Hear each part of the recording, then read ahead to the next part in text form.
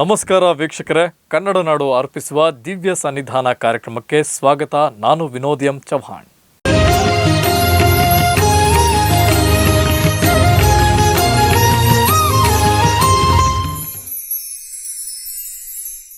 ಪ್ರತಿ ವಾರ ಒಂದಲ್ಲ ಒಂದು ದೇವಸ್ಥಾನಗಳ ಪರಿಚಯ ಮಾಡುತ್ತಿದ್ದು, ಅಂತೆಯೇ ಇಂದು ಹಾಳು ಹಂಪೆ ಎಂದರು ಅದನ್ನು ನೋಡುವ ಭಾಗ್ಯ ಸಿಗುವುದೇ ನಮ್ಮ ಸುದೈವ ಎನ್ನಬಹುದು. ಹೌದು ವೀಕ್ಷಕರೇ, ಇಂದು ನಾವು ನಿಮಗೆ ತೋರಿಸುತ್ತಿರುವುದು ಇತಿಹಾಸವುಳ್ಳ ಹಂಪೆಯ ವಿರೂಪಾಕ್ಷೇಶ್ವರನ ದರ್ಶನ.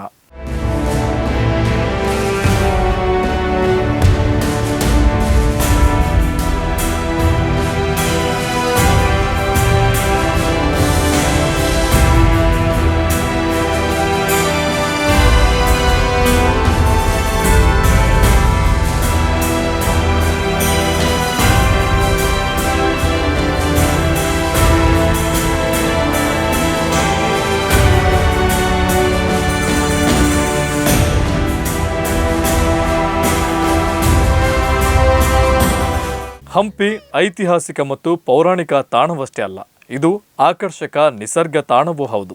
ನಿಸರ್ಗ ವೈಭವಕ್ಕೆ ಹಂಪಿಯೇ ಸಾಟಿ. ಇಲ್ಲಿನ ನದಿ, ಬೆಟ್ಟ, ಹಸಿರು ನೋಡುವುದೇ ಕಣ್ಣಿಗೆ ಹಬ್ಬ. ಇಲ್ಲಿನ ಕಲ್ಲು ಬಂಡೆಗಳು ಸೃಷ್ಟಿಸುವ ದೃಶ್ಯ ಕಾವ್ಯ ಅನನ್ಯವಾದದ್ದು. ಸುಂದರ ಕೆತ್ತನೆಯ ಸ್ಮಾರಕಗಳು ಒಂದೆಡೆಯಾದರೆ, ತುಂಗಭದ್ರೆಯ ಒಡಲಿನಲ್ಲಿರುವ ಶಿಲೆಗಳ ಸೌಂದರ್ಯ ಯಾವ ಶಿಲ್ಪಿಗಳಿಗೂ ಕಡಿಮೆ ಇಲ್ಲ. ಎತ್ತ ನೋಡಿದರೂ ಕಲ್ಲು ಬಂಡೆಗಳು, ಗುಡಿ ಗೋಪುರಗಳು, ಸ್ವಚ್ಛವಾಗಿ ಹರಿಯುವ ನದಿ, ಅಲ್ಲದೆ ಪ್ರತಿನಿತ್ಯ ಸಾವಿರಾರು ಮಂದಿ ಪ್ರವಾಸಿಗರು. ಈ ದೃಶ್ಯಗಳು ಕಂಡುಬರುವುದು ನಮ್ಮ ಅಖಂಡ ಬಳ್ಳಾರಿ ಜಿಲ್ಲೆಯ ಪುಣ್ಯ ಕ್ಷೇತ್ರವಾದ ಹಂಪಿಯಲ್ಲಿ. ಹಂಪಿ ದಕ್ಷಿಣ ಭಾರತದ ವಿಶಿಷ್ಟ ಹಾಗೂ ಇತಿಹಾಸ ಪ್ರಸಿದ್ಧ ಪುಣ್ಯ ಕ್ಷೇತ್ರವಾಗಿದೆ ಎಂದರೂ ತಪ್ಪಾಗಲಾರದು. ಇದು ಯುನೆಸ್ಕೋದ ವಿಶ್ವ ಪರಂಪರೆಯ ತಾಣಗಳಲ್ಲಿ ಒಂದೆಂಬ ಖ್ಯಾತಿ ಗಳಿಸಿರುವುದು ಬಳ್ಳಾರಿ ಹಾಗೂ ವಿಜಯನಗರ ಜಿಲ್ಲೆಯ ಜನತೆಗೆ ಹೆಮ್ಮೆಯ ವಿಚಾರವೇ ಸರಿ. ಬಳ್ಳಾರಿಯಿಂದ ಸುಮಾರು 60 ಕಿಲೋಮೀಟರ್ ದೂರದಲ್ಲಿರುವ ಹಂಪಿಗೆ ಬಸ್ಸಿನ ಮೂಲಕವಾದರೂ ಹೋಗಬಹುದು. ಹಾಗೆಯೇ ಬಳ್ಳಾರಿಯಿಂದ ಹೊಸಪೇಟೆಗೆ ರೈಲು ಪ್ರಯಾಣ ಮಾಡಿ ಅಲ್ಲಿಂದ ಸ್ಥಳೀಯ ವಾಹನಗಳ ಮೂಲಕವೂ ಹಂಪಿಗೆ ತೆರಳಬಹುದು. ಹಂಪಿ ಪ್ರವೇಶಿಸುತ್ತಲೇ ನಮ್ಮ ಕಣ್ಣಿಗೆ ವಿಜಯನಗರ ವೈಭವ ಕಾಣುತ್ತದೆ. ಆ ಸೌಂದರ್ಯವನ್ನ ನೋಡುತ್ತಲೇ ಮುಂದಕ್ಕೆ ಸಾಗುತ್ತಿದ್ದಂತೆ ಬಹುದೊಡ್ಡದಾದ ಗೋಪುರಗಳು ಕಂಡುಬರುತ್ತವೆ. ಆರಂಭದಲ್ಲಿಯೇ ಕೃಷ್ಣ ಮಂಟಪ, ಅದರ ಎದುರಿನಲ್ಲಿ ಕೃಷ್ಣ ಬಜಾರ್ ಸ್ವಾಗತಿಸುತ್ತವೆ. ಅಲ್ಲಿಂದ ಮುಂದಕ್ಕೆ ಸಾಗುತ್ತಿದ್ದಂತೆ ಎಡಭಾಗದಲ್ಲಿ ಸಾಸುವೆ ಕಾಳು ಗಣಪತಿ, ಕಡಲೆಕಾಳು ಗಣಪತಿ ದೇವಸ್ಥಾನಗಳು ದರ್ಶನ ನೀಡುತ್ತವೆ. ಅಲ್ಲಿಂದ ಸ್ವಲ್ಪ ಮುಂದಕ್ಕೆ ಕೆಳಮುಖವಾಗಿ ಚಲಿಸಿದ್ರೆ ಸಿಗುವ ಮುಖ್ಯ ಬೀದಿಯೇ ಅಂದಿನ ರಾಜಬೀದಿ. ಶ್ರೀ ಕೃಷ್ಣ ದೇವರಾಯರು ಆಡಳಿತ ನಡೆಸುತ್ತಿದ್ದ ಕಾಲಘಟ್ಟದಲ್ಲಿ ವಜ್ರ ವೈಡೂರ್ಯಗಳನ್ನ ಸೇರುಗಳಲ್ಲಿ ಅಳತೆ ಮಾಡಿ ಮಾರಾಟ ಮಾಡುತ್ತಿದ್ದಂತಹ ಬೀದಿ. ಸದ್ಯ ಈ ಬೀದಿಯಲ್ಲಿ ಯಾವುದೇ ವಜ್ರ ವೈಡೂರ್ಯಗಳನ್ನ ಮಾರಾಟ ಮಾಡುವುದಿಲ್ಲ. ಅಭಿವೃದ್ಧಿ ಕಾರಣದಿಂದ ಅಕ್ಕಪಕ್ಕದ ಹಳೆ ಕಟ್ಟಡಗಳನ್ನ ಕೆಡವಲಾಗಿದೆ. ಅಲ್ಲಿಯೇ ಎಡಭಾಗಕ್ಕೆ ನೋಡಿದ್ರೆ ನಮಗೆ ಬಹುದೊಡ್ಡದಾದ ಗೋಪುರವೊಂದು ಕಾಣಸಿಗುತ್ತವೆ. ಅದೇ ವಿರೂಪಾಕ್ಷ ದೇವರು ನೆಲೆ ನಿಂತ ದೇವಸ್ಥಾನವಾಗಿದೆ. ಇಲ್ಲಿ ನೆಲೆಸಿರುವ ವಿರೂಪಾಕ್ಷ ವಿಜಯನಗರ ಸಾಮ್ರಾಜ್ಯದ ಹಾಗೂ ಇಂದಿನ ಹಂಪಿಯ ಆದಿದೈವ. ವಿರೂಪಾಕ್ಷನನ್ನ ಪಂಪಾಪತಿ ಎಂದು ಹೆಸರಿನಿಂದಲೂ ಕರೆಯಲಾಗುತ್ತಿದ್ದು, ಹಂಪಿ ಪಂಪಾ ಕ್ಷೇತ್ರವೆಂದೇ ಖ್ಯಾತಿ ಪಡೆದಿದೆ. ಇಲ್ಲಿ ಶಿವನೇ ವಿರೂಪಾಕ್ಷನೆಂಬ ಹೆಸರಲ್ಲಿ ವಿರಾಜಮಾನನಾಗಿದ್ದು ಶ್ರದ್ಧಾ ಭಕ್ತಿಯ ತಾಣವಾಗಿದೆ. ತುಂಗಭದ್ರಾ ನದಿಯ ತೀರದಲ್ಲಿರುವ ಈ ದೇವಸ್ಥಾನ ಕ್ರಿಸ್ತಶಕ 7ನೇ ಶತಮಾನದಿಂದಲೂ ಅಸ್ತಿತ್ವದಲ್ಲಿರುವ ಬಗ್ಗೆ ಉಲ್ಲೇಖಗಳಿವೆ.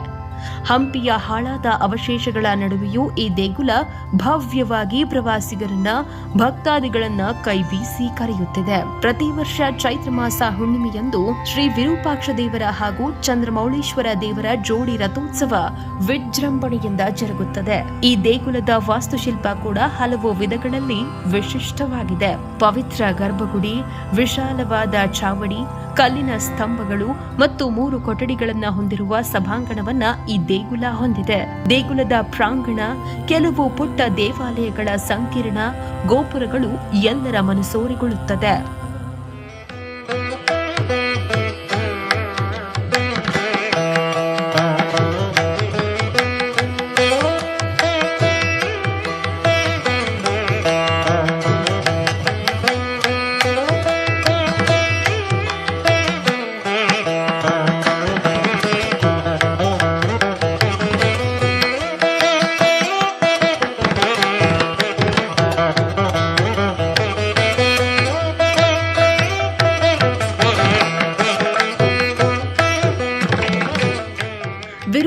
ದೇವಾಲಯದ ಮತ್ತೊಂದು ವಿಶೇಷವೆಂದರೆ ಇಲ್ಲಿನ ರಂಗಮಂಟಪದ ಮೇಲ್ಛಾವಣಿಯ ಒಳಭಾಗದಲ್ಲಿ ರಚಿಸಿರುವ ಸುಂದರ ಕಲಾತ್ಮಕ ವರ್ಣಚಿತ್ರಗಳು.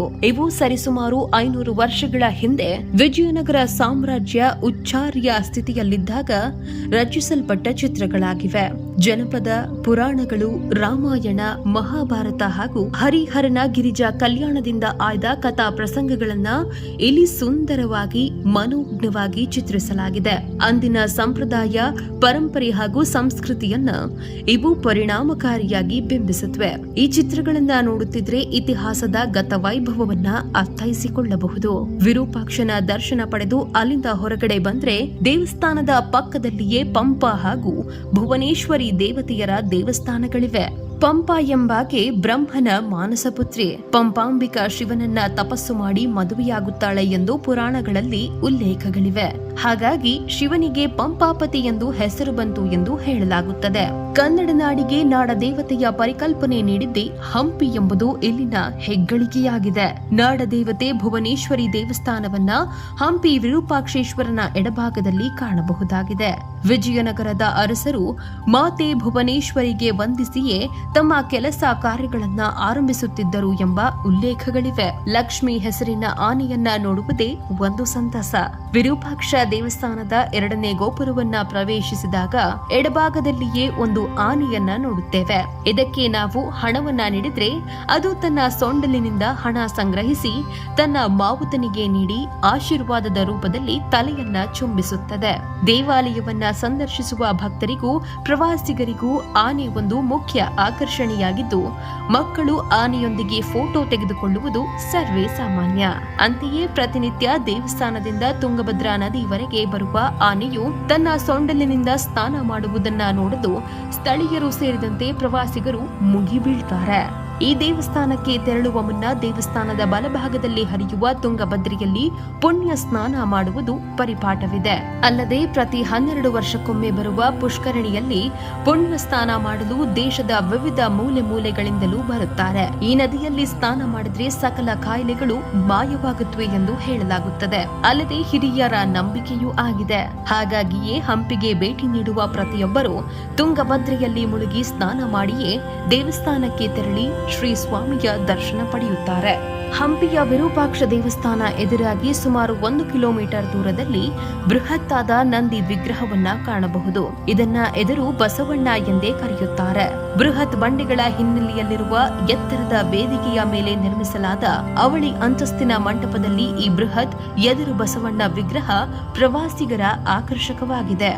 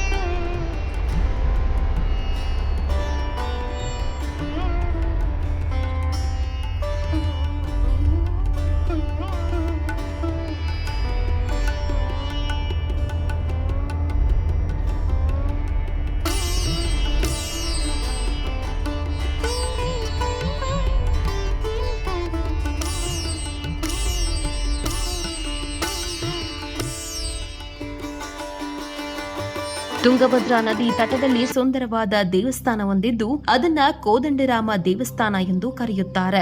ಅಂದರೆ ಬಿಲ್ಲನ್ನ ಹಿಡಿದು ತನ್ನ ಪರಿವಾರದೊಂದಿಗೆ ನಿಂತಿರುವ ಶ್ರೀರಾಮನಿಗೆ ಕೋದಂಡರಾಮ ಎಂದು ಕರೆಯಲಾಗುತ್ತದೆ. ಶ್ರೀರಾಮ ಮತ್ತು ಹನುಮ ಮೊದಲ ಸಲ ಭೇಟಿಯಾದದ್ದು ಇದೇ ಪವಿತ್ರ ಸ್ಥಳದಲ್ಲಿ ಎಂದು ನಂಬಲಾಗಿದೆ. ರಾಮ ವಾಲಿಯನ್ನ ಕೊಂದು ಸುಗ್ರೀವನಿಗೆ ಕಿಷ್ಕಿಂಧೆಯ ರಾಜನೆಂದು ಪಟ್ಟಾಭಿಷೇಕ ಮಾಡಿದ ಸ್ಥಳ ಇದು ಎಂದು ಹೇಳಲಾಗುತ್ತದೆ. ಇಲ್ಲಿ ರಾಮ ಲಕ್ಷ್ಮಣ ಸೀತೆಯರಿಗೆ ನಮಿಸುತ್ತಾ ಕುಳಿತಿರುವ ಹನುಮ ಹನುಮಂತನಲ್ಲ, ಅದು ಸುಗ್ರೀವನ ವಿಗ್ರಹ ಎಂಬುದು ಇಲ್ಲಿನ ಮತ್ತೊಂದು ವಿಶೇಷ. ಹೀಗೆ ಶ್ರೀರಾಮನೊಂದಿಗೆ ಸುಗ್ರೀವನಿರುವ ದೇವಸ್ಥಾನ ಇದಾಗಿರುವುದು ಇಲ್ಲಿನ ಮತ್ತೊಂದು ವಿಶೇಷ. ಕೋದಂಡರಾಮ ದೇವಸ್ಥಾನದ ಪಕ್ಕದಲ್ಲಿಯೇ ಮೇಲ್ಭಾಗಕ್ಕೆ ಸಾಗಿದ್ರೆ ಸುಮಾರು 500 ವರ್ಷಗಳ ಹಿಂದೆ ದ್ವೈತ ಚಿಂತಕ ಮತ್ತು ವಿಜಯನಗರ ಸಾಮ್ರಾಜ್ಯದ ರಾಜಗುರುಗಳಾಗಿದ್ದ ಶ್ರೀ ವ್ಯಾಸರಾಜರು ಸ್ಥಾಪಿಸಿದ ದೇವಸ್ಥಾನವೊಂದು ಕಾಣಸಿಗುತ್ತದೆ. ಅವರು ಪ್ರತಿಷ್ಠಾಪಿಸಿದ 732 ಶ್ರೀ ಹನುಮಂತನ ವಿಗ್ರಹಗಳಲ್ಲಿ ಇದು ಮೊದಲನೆಯದ್ದು ಎಂಬ ಪೌರಾಣಿಕ ದಾಖಲೆಗಳು ಹೇಳುತ್ತವೆ. ವ್ಯಾಸರಾಜರು ಪ್ರತಿದಿನ ತಮ್ಮ ನಿತ್ಯ ಪೂಜೆ ಮಾಡುವ ಮೊದಲು ಬಂಡೆಯ ಮೇಲೆ ಇದ್ದಲಿನಿಂದ ಭಗವಾನ್ ಹನುಮಂತನ ಚಿತ್ರವನ್ನ ಬಿಡಿಸುತ್ತಿದ್ದರಂತೆ. ಅವರ ಪೂಜೆಯ ನಂತರ ಶ್ರೀ ಹನುಮಂತನ ಚಿತ್ರವು ಮಾಯವಾಗುತ್ತಿತ್ತಂತೆ. ಇಲ್ಲಿ ಆಂಜನೇಯನು ಧ್ಯಾನ ಮುದ್ರೆಯಲ್ಲಿದ್ದು ಯಂತ್ರ ಎಂದೇ ಹೇಳಲಾಗುವ ಶ್ರೀಚಕ್ರದ ಮಧ್ಯೆ ಆಸೀನನಾಗಿದ್ದಾನೆ. ಹಾಗಾಗಿ ಈ ದೇವಸ್ಥಾನಕ್ಕೆ ಯಂತ್ರೋದ್ಧಾರಕ ಆಂಜನೇಯ ದೇವಸ್ಥಾನ ಎಂದು ಕರೆಯುತ್ತಾರೆ. ಕೋದಂಡರಾಮ ಹಾಗೂ ಯಂತ್ರೋದ್ಧಾರಕ ಆಂಜನೇಯ ಸ್ವಾಮಿ ದೇವಾಲಯಗಳ ಮುಂಭಾಗದಲ್ಲಿ ಹರಿಯುವ ತುಂಗಭದ್ರಾ ನದಿಯ ಈ ಪವಿತ್ರ ಸ್ಥಳವನ್ನ ಚಕ್ರ ತೀರ್ಥ ಎಂದು ಕರೆಯಲಾಗುತ್ತದೆ. ಬೃಹತ್ ಬಂಡೆಗಳು, ಬೆಟ್ಟಗಳ ನಡುವೆ ಹರಿಯುವ ತುಂಗಭದ್ರಾ ನದಿಯು ಇಲ್ಲಿ ಅತ್ಯಂತ ರಮಣೀಯವಾಗಿ ಕಾಣುತ್ತದೆ. ಇಲ್ಲಿಂದ ಮುಂದೆ ಸಾಗುತ್ತಾ ಗರ್ಜಿಸುವ ತುಂಗಭದ್ರೆಯನ್ನ ನೋಡಲೆಂದು ಪ್ರವಾಸಿಗರು ಹೆಚ್ಚಿನ ಸಂಖ್ಯೆಯಲ್ಲಿ ಆಗಮಿಸುತ್ತಾರೆ. ಅಲ್ಲದೆ ಇಲ್ಲಿಯೇ ತೆಪ್ಪಗಳ ಮೂಲಕ ನದಿಯಲ್ಲಿ ಸಂಚಾರವೂ ಮಾಡುತ್ತಾರೆ. ಇಲ್ಲಿಂದ ಕಾಲ್ನಡಿಗೆಯಲ್ಲಿಯೇ ಮುಂದಕ್ಕೆ ಸಾಗಿದ್ರೆ ಬಲಭಾಗದಲ್ಲಿ ಅಚ್ಯುತರಾಯ ದೇವಸ್ಥಾನವನ್ನ ಕಾಣಬಹುದಾಗಿದೆ. ಈ ದೇವಸ್ಥಾನದಲ್ಲಿ ಯಾವುದೇ ವಿಗ್ರಹವಿಲ್ಲದಿದ್ರೂ ಅದರ ಐತಿಹ್ಯ ಮಾತ್ರ ಹಾಗೆಯೇ ಉಳಿದಿದೆ. ವಿಜಯನಗರ ಕಾಲದ ಆಧುನಿಕ ವಾಸ್ತು ಶೈಲಿಯನ್ನ ಬಿಂಬಿಸುವ ಅಚ್ಯುತರಾಯ ದೇವಸ್ಥಾನವನ್ನ ಕ್ರಿಸ್ತ ಶಕ 1534ರಲ್ಲಿ ನಿರ್ಮಿಸಲಾಗಿದೆ. ವಿಜಯನಗರ ಸಾಮ್ರಾಜ್ಯದ ಪತನಕ್ಕೂ ಮೊದಲು ನಿರ್ಮಿಸಲಾದ ಅತ್ಯಂತ ವೈಭವೋಪೇತ ದೇವಸ್ಥಾನ ನಿರ್ಮಾಣಗಳಲ್ಲಿ ಬಹುಶಃ ಇದು ಕಡೆಯದ್ದಾಗಿದೆ ಎನ್ನಬಹುದು. ವಿಷ್ಣುವಿನ ಅವತಾರ ಎನ್ನಲಾದ ತಿರುವೆಂಗಲನಾಥನಿಗೆ ಸಮರ್ಪಿಸಲಾದ ಈ ದೇವಸ್ಥಾನವನ್ನ ಅಚ್ಯುತರಾಯನ ಆಸ್ಥಾನದಲ್ಲಿದ್ದ ಉನ್ನತ ಮಟ್ಟದ ಆಸ್ಥಾಪಿಕರೊಬ್ಬರು ಕಟ್ಟಿಸಿದ ಕಾರಣ ಈ ಹೆಸರು ಬಂದಿದೆ ಎನ್ನಲಾಗಿದೆ. ಈ ದೇವಸ್ಥಾನ ಹಾಗೂ ಅಚ್ಯುತರಾಯ ಪೇಟೆಯ ಅವಶೇಷಗಳು ಮಾತಂಗ ಪರ್ವತ ಮತ್ತು ಗಂಧಮಾಧವ ವನಗಳ ನಡುವಿನ ಪ್ರದೇಶದಲ್ಲಿದೆ. ಇಲ್ಲಿನ ತೆರೆದ ಮಂಟಪದಲ್ಲಿರುವ ಕಂಬಗಳು ಇಡೀ ಹಂಪಿಯಲ್ಲಿಯೇ ಅತ್ಯಂತ ಸುಂದರವಾದ ಕೆತ್ತನೆಗಳಿಂದ ಅಲಂಕೃತಗೊಂಡಿವೆ. ಆವರಣ ಗೋಡೆಯ ವಾಯುವ್ಯ ದಿಕ್ಕಿನಲ್ಲಿ ಇರುವ ಪುಟ್ಟ ಕಿಚಡಿಯ ಮೂಲಕ ಹೊರಕ್ಕೆ ಹೋದ್ರೆ ಅಲ್ಲಿ 10 ಕೈ ಅಮ್ಮನ ಬೃಹತ್ ಬಂಡೆ ಶಿಲ್ಪವನ್ನ ಕಾಣಬಹುದು. ಅಲ್ಲಿಂದ ವಾಪಸ್ ಹಿಂದಕ್ಕೆ ಬಂದ್ರೆ ತುಲಾಭಾರ, ಪುರಂದರ ಮಂಟಪ, ವಿಜಯ ವಿಠಲ ದೇವಾಲಯ ಸೇರಿದಂತೆ ಇನ್ನಿತರ ಪುರಾತನ ಮಂಟಪಗಳು ಕಂಡುಬರುತ್ತವೆ.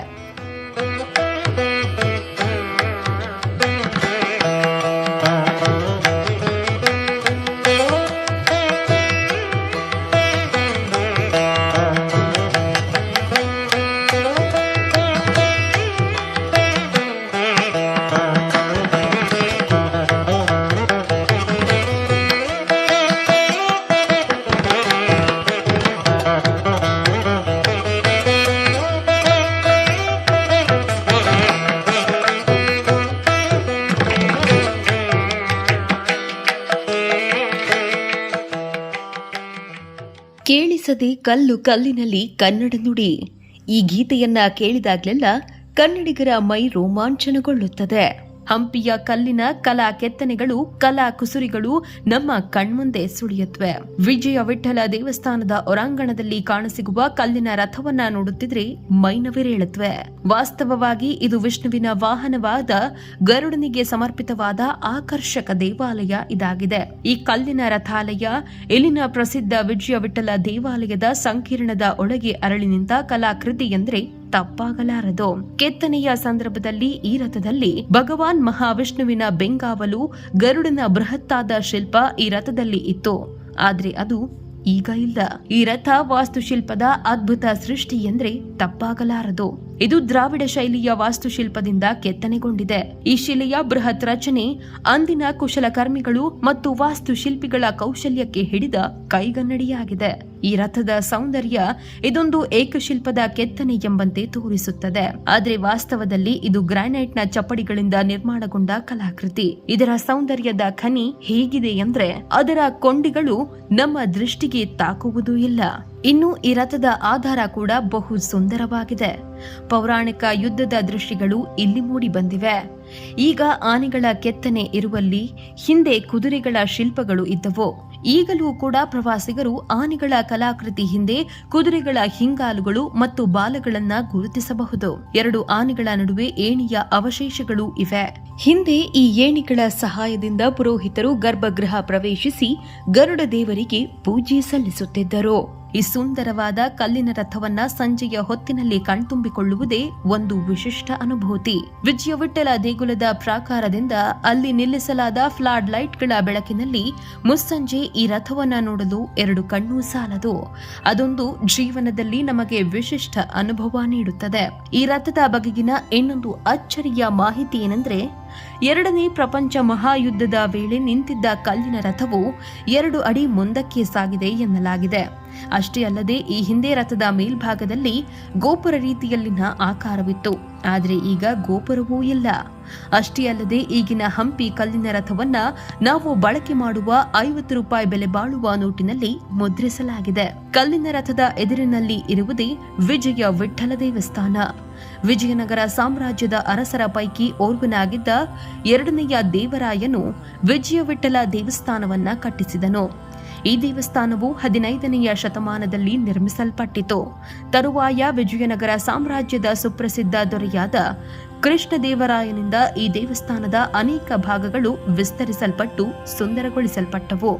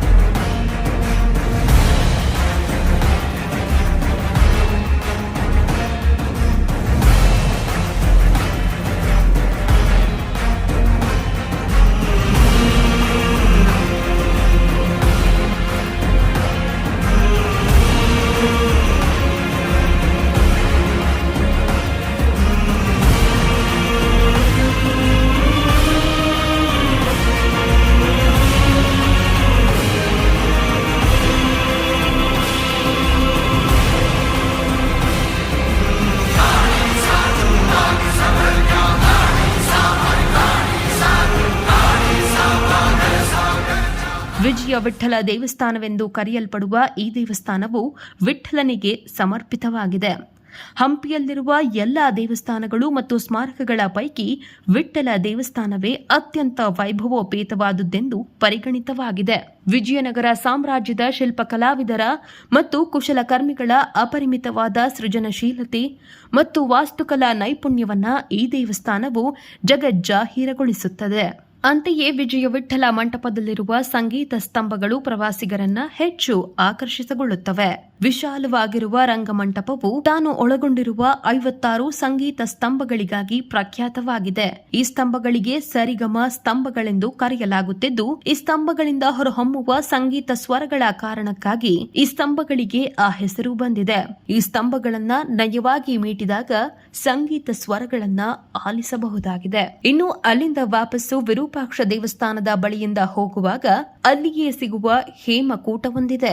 ಹಂಪಿಯಲ್ಲಿನ ಹೇಮಕೂಟದ ಬಳಿ ಸೂರ್ಯಹಸ್ತ ಹಾಗೂ ಮಾತಂಗ ಪರ್ವತದ ಬಳಿ ಸೂರ್ಯೋದಯ ಕಣ್ತುಂಬಿಕೊಳ್ಳಲು ಸೂಕ್ತ ವ್ಯೂ ಪಾಯಿಂಟ್ ಇದು. ಮುಂಜಾನೆ ಹಾಗೂ ಸಂಧ್ಯಾ ಸಮಯದಲ್ಲಿ ಪ್ರವಾಸಿಗರು ಹೆಚ್ಚಿನ ಸಂಖ್ಯೆಯಲ್ಲಿ ಸೇರುವುದನ್ನ ಇಲ್ಲಿ ಕಾಣಬಹುದಾಗಿದೆ.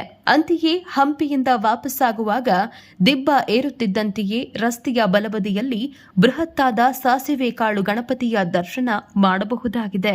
ರಾಜರ ಕಾಲದಲ್ಲಿ ಸಾಸಿವೆ ಕಾಳನ್ನ ಮಾರಾಟ ಮಾಡುತ್ತಿದ್ದ ವರ್ತಕರು ಈ ದೇವಸ್ಥಾನವನ್ನ ನಿರ್ಮಾಣ ಮಾಡಿದ್ದಾರೆ ಎಂಬ ಕಾರಣದಿಂದ ಇಲ್ಲಿ ನೆಲೆ ನಿಂತ ಗಣೇಶನಿಗೆ ಸಾಸುವೆ ಕಾಳು ಗಣೇಶ ಎಂಬ ಹೆಸರು ಬಂದಿದೆ ಎನ್ನಲಾಗುತ್ತಿದೆ.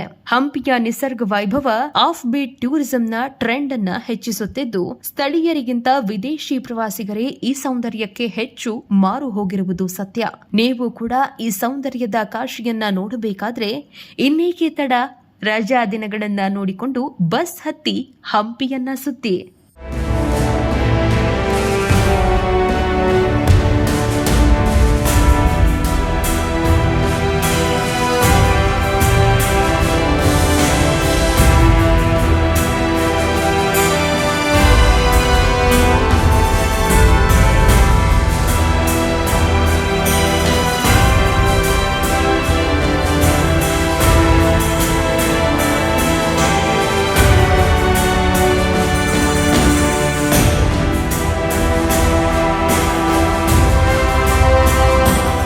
ನೋಡಿದ್ರಲ್ವಾ ವೀಕ್ಷಕರೇ, ಮುಂದಿನ ವಾರ ಮತ್ತೊಂದು ದೇವಸ್ಥಾನದ ದಿವ್ಯ ದರ್ಶನದೊಂದಿಗೆ ಭೇಟಿ ಆಗ್ತೇವೆ.